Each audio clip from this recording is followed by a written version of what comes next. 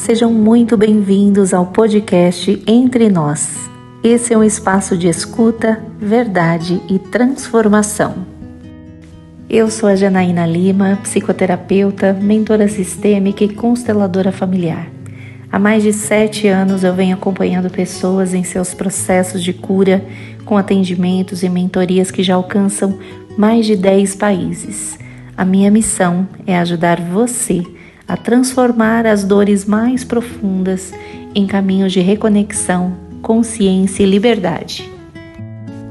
Aqui nesse podcast você vai encontrar histórias reais de atendimentos terapêuticos que vão trazer reflexões profundas, vão tocar a sua alma, abrir caminhos para o seu autoconhecimento e crescimento pessoal. Para me encontrar nas redes sociais, o meu @ é Luz da Constelação. Episódio 2: Sonhos interrompidos. Para preservar a identidade, vamos chamá-la de Maria.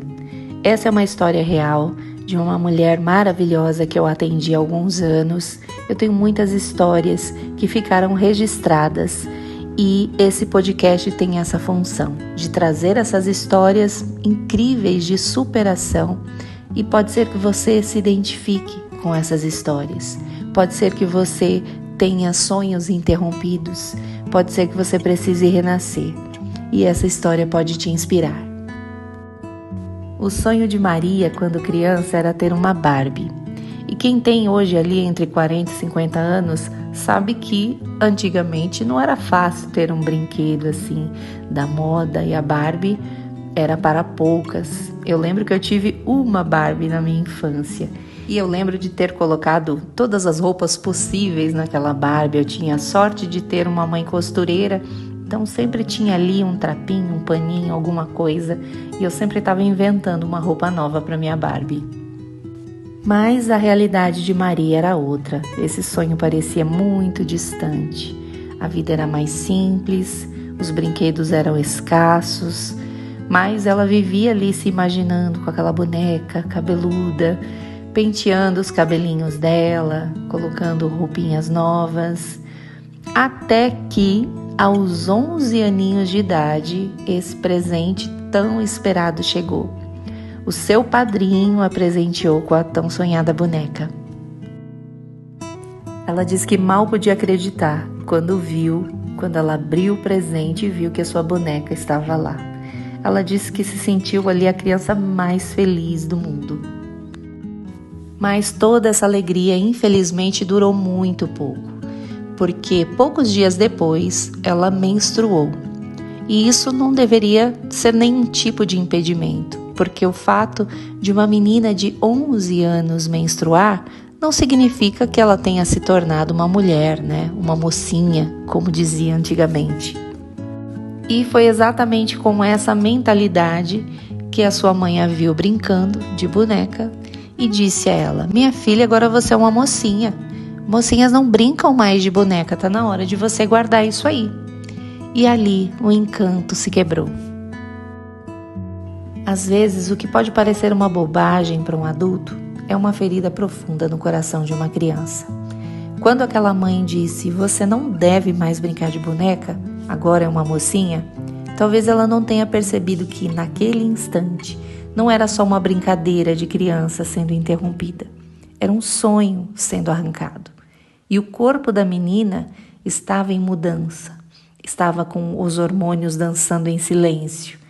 E o que ela mais queria era só continuar sendo criança por mais um tempo.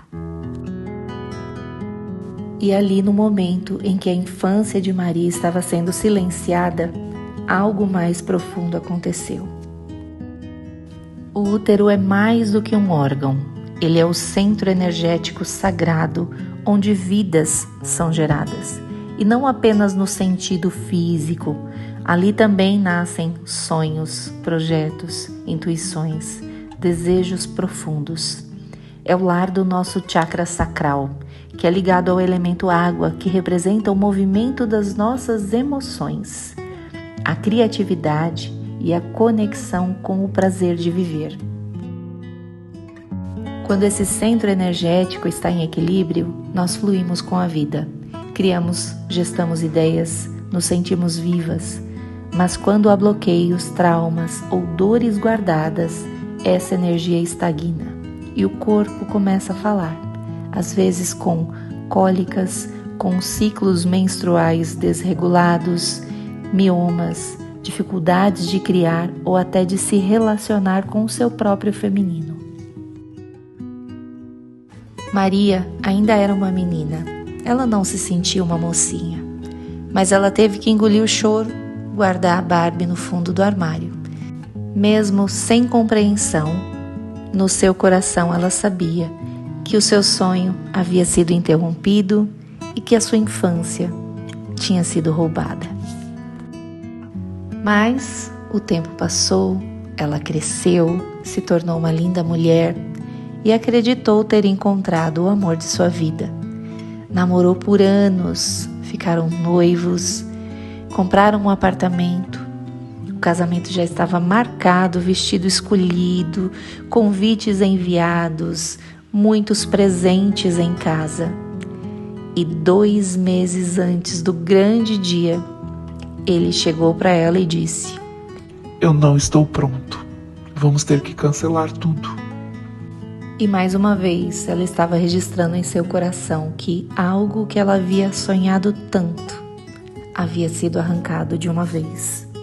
E o que deveria ser um dos dias mais felizes da sua vida virou vergonha, solidão, frustração e decepção. E ela teve que avisar a todos que não ia ter mais casamento, devolver os presentes. Ela guardou o seu vestido e o apartamento, que era dela, ficou fechado. Durante o namoro, ela já sabia que tinha um pequeno mioma em seu útero, mas os médicos diziam que não era nada demais, nada para ela se preocupar. Mas após todo esse trauma, a dor que já estava ali registrada em seu corpo, falou muito mais alto. E o mioma, que era pequenininho, chegou a quase 1 quilo. E devido a tantos problemas, que isso causava, não teve outro jeito a não ser tirar o seu útero. E assim a maternidade biológica já não seria mais possível. E com isso veio um luto profundo. O luto de mais uma vida que ela não poderia viver, de mais um sonho sendo arrancado. E após esse fato foram 9 anos de silêncio, sem relacionamentos, sem espaço para amar. Parecia que o tempo havia parado ali, no dia do não que ela ouviu às vésperas do altar. Mas durante esse vazio dos 9 anos, ela conseguiu se lembrar de que ela tinha um sonho que ela mesma podia realizar. Ela sonhava em ter um cachorrinho da raça Shih Tzu. E nesse período, ela comprou um cachorrinho e ela disse que foi ele quem a salvou de descer ainda mais fundo nesse buraco. Naquele serzinho pequeno de olhar doce, ela encontrou acolhimento, presença, amor sem exigência. E com isso ela foi lembrada todos os dias de que ainda havia vida ali. Ela ainda sabia amar e isso já era um recomeço. Porque às vezes aqueles que nos puxam de volta para a vida, para a luz, nem sempre vêm com palavras. Às vezes vêm com silêncio, com um olhar, com a companhia verdadeira. E foi com ele, ao lado, que ela começou pouco a pouco a descongelar o coração, até se sentir pronta para retomar o seu caminho. E foi assim que ela chegou até mim, na finalização desse período dos 9 anos. E pode parecer só um número, mas na linguagem da alma, 9 é o símbolo da finalização de um ciclo. É como se ao longo desse tempo ela tivesse vivido uma gestação interior, não de um filho, mas de uma nova versão de si mesma. Durante esses 9 anos de silêncio, de dor, de solidão, ela estava sem saber amadurecendo a sua alma.